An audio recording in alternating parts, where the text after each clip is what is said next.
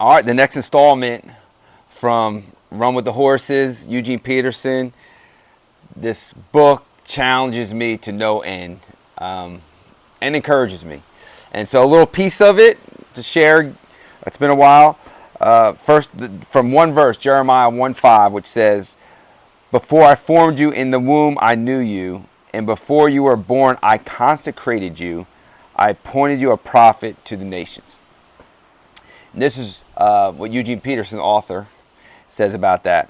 Before Jeremiah knew God, God knew Jeremiah. Before I formed you in the womb, I knew you. This turns everything we ever thought about God around. We think that God is an object about which we have questions.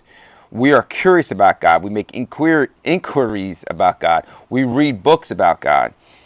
We get into late night bull sessions about God. We drop into church from time to time to see what is going on with God. We indulge in an occasional sunset or symphony to cultivate a feeling of reverence for God. But that is not the reality of our lives with God. Long before we ever got around to asking questions about God, God has been questioning us. Long before we got interested in the subject of God, God subjected us to the most intensive and searching knowledge. Before it ever crossed our minds that God might be important, God singled us out as important. Before we were formed in the womb, God knew us. We are known before we know. The fundamental mistake is to begin with ourselves and not God.